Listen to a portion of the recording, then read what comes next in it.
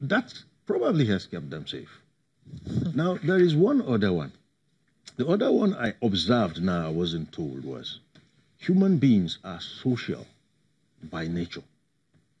And from my majority of my respondents, I take them to be well off. But then those who shared what they pay to their house helps with me agreed with me that for your status, this is a bit low. Now, it's one thing for you to bring in a young man, particularly millennials. If you know who millennials are, they are our youth. You're actually putting them within an environment. Remember, I told you we are social in nature.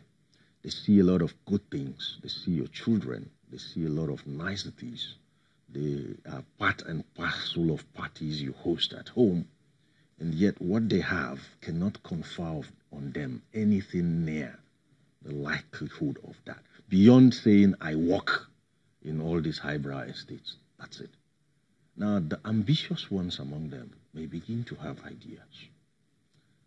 And as I told you, the 3 contact points for anyone who seeks to infiltrate any well-off family are the drivers,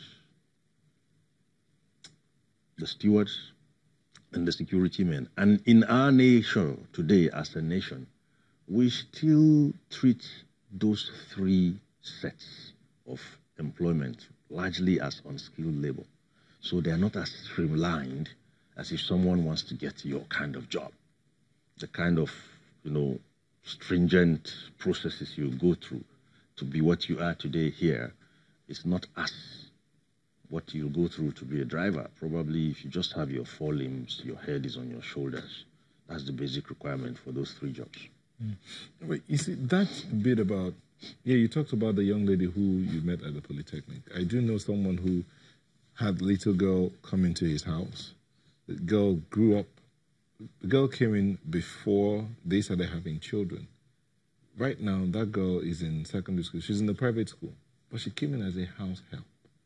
Do you think going through that would in any way influence her not to go against the family? I think so. In contrast to the examples that Captain Aliyu mentioned, it's so un-African for us to have such stringent arrangements, where we're more social, we're more family-oriented as Africans. So it's easy for us to want to create a family arrangement even when we have domestic staff. I know a lot of people, my friends and colleagues right now, that say that they don't want direct home house helps that just come in to take salaries. They want someone they can make a part of the family. The whole idea is to build the person in a way that he or she sees himself as part of the family. That's why people go as far as taking very young girls or boys and then make them grow, send them to school. Yeah. The whole idea is to create the family mindset so they don't think of working against the family. Now, in fact, some of them make, when they start having babies, they say, this is your sister, this is your brother. So the house help can begin to see himself or herself as part of the family. Yes, it can. But like I said before, we are human beings. We can't totally rely on that. We can't. And it's good for us to take a precaution. We have a lot of examples of incidents of rape, sexual abuse amongst people and young children, even transmission of diseases and all that has become so rampant. So we cannot say because you want to make the person a part of the family, you will not take the necessary precaution. And that's why I think that, like I said, these are 3 examples of domestic staff that he mentioned, where the employment process is not regulated. It's not taken serious like any other job. And you'll be amazed how many millions of people are into domestic work all over the world. In fact, lately there was a lot of agitation internationally that International Labour Organization mandate nations to adopt the Domestic Workers Act, in a way to ensure that the same labor rights that you have as a presenter, as a legal practitioner in any employee, that's the same rights that these other people are going to be enjoying as domestic staff. And, many nations, of course, are yet to adopt that. Nigeria hasn't as a nation. Even we are yet to have domestic laws that will regulate this part of this type of work, because we still see it as just that menial job. There's no... but it's lately... We sometimes actually ignore the amount of impact that their job has on us. Yes. Because we wouldn't be as productive as we would be or could be if we didn't have help at home, for instance. A woman has 3, 4 children and she's a manager in a bank. Very true. How is she going to concentrate on her work in the bank if her mind wasn't at peace that there's someone looking after the home front? Yes. Or a driver. Most of us work in our cars on our way to meetings and stuff like that. We need them. And so Festus Akimboiwa says we must be careful not to demonize the domestic staff sector of our economy, because many decent people work in the sector doing the most boring jobs which we cannot do. We only need to use professionals to find the perfect, fully referenced candidate. Do you agree with him? Yes, I do. There's no demonizing it here. We're just telling you what is there. Let me give you my own example. When I decided to take... The first time my wife told me she needed a house help, typically me, I said, no problem, I'll take a second wife. I'm supposed to have 4.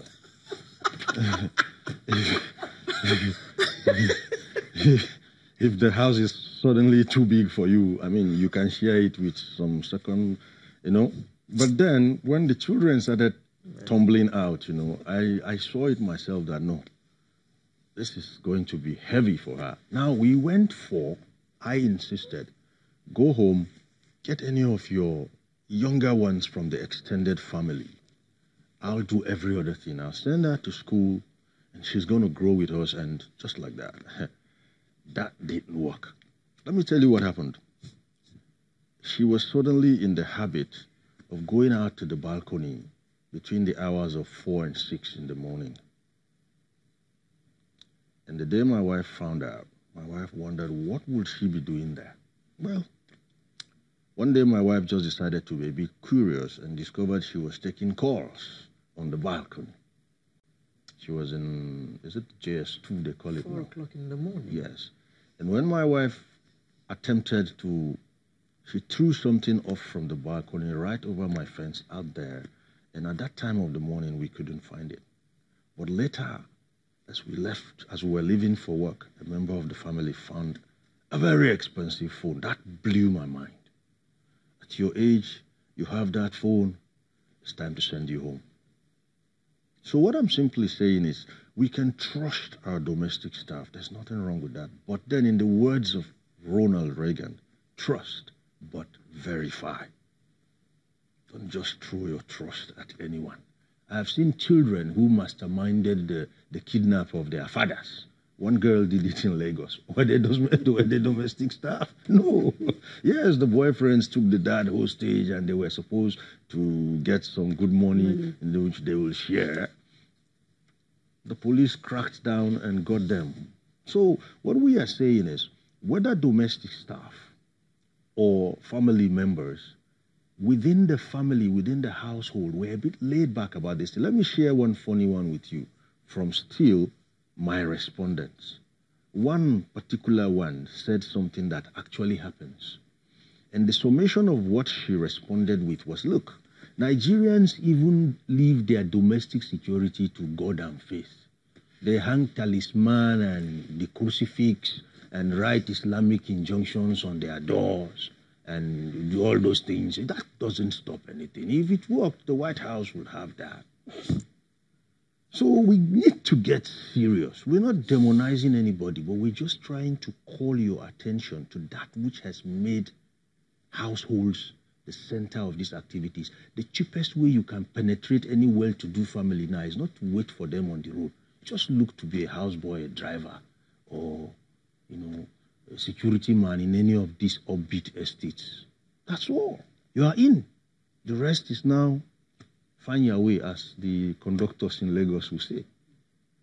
But then the question is, how do we stay safe in the midst of that? Also the situation where the parent or the man and the woman of the house maltreat this domestic staff, doesn't that also encourage them to look for how to hurt them back? We'll be back in a moment for that. Please don't go away.